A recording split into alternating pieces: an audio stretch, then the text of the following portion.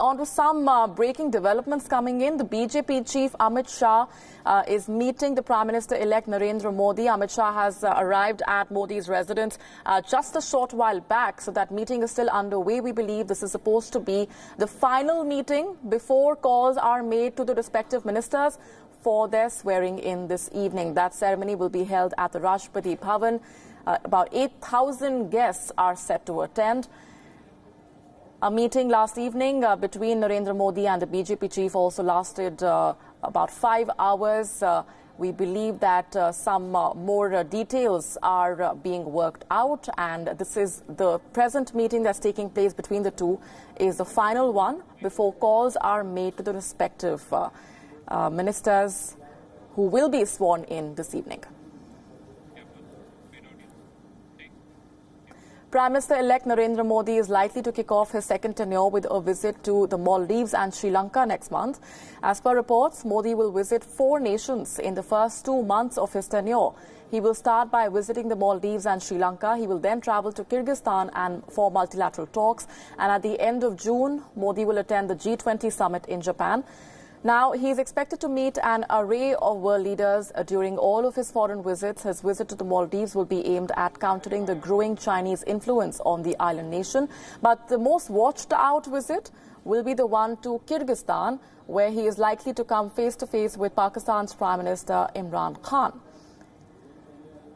On June 28th, in China's Osaka, Modi will be meeting U.S. President Donald Trump at the G20 summit. Speaking of numbers, in the first 30 days of his second tenure as Prime Minister, Modi will spend a total of 55 hours in air, covering at least 20,000 kilometers.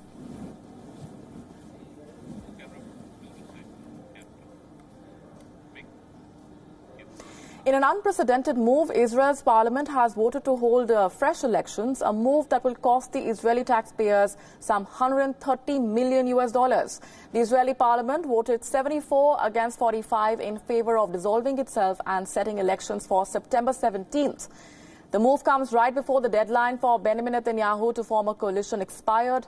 Netanyahu has failed to reach a coalition deal, even though his party, along with its right-wing allies, won a majority 65 of the 120 seats in the April 6 elections. But in a matter of weeks, Netanyahu has shifted from victory celebrations to trying to ensure that his long tenure in power continues. התפזרות הכנסת ה-21, תשע"ט 2019, בקריאה שלישית, 74 בעד, 45 נגד. אני קובע כי הצעת החוק אושרה כנדרש בשלוש קריאות.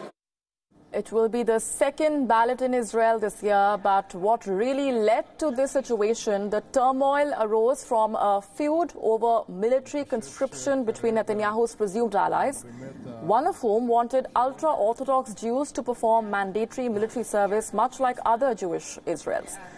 The issue is highly sensitive in Israel, and the legislation is opposed by the ultra-Orthodox parties who control 16 seats in the parliament and are a key part of Netanyahu's alliance. All of Netanyahu's efforts to form a coalition hit a brick wall, but this time Netanyahu has vowed to win the snap election all by himself. אנחנו ננהל מסע בחירות חד, בהיר, זה פשוט לא יאומן, פשוט לא יאומן. אביגדור ליברמן עכשיו הוא חלק מהשמאל. אביגדור ליברמן הוא חלק מהשמאל. הוא מגוש השמאל.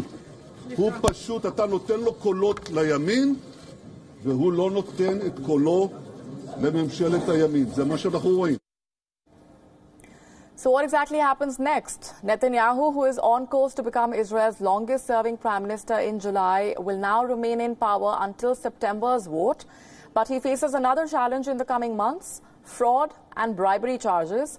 He is alleged to have accepted gifts from wealthy businessmen and dispensed favors to try and get more positive press coverage, all of which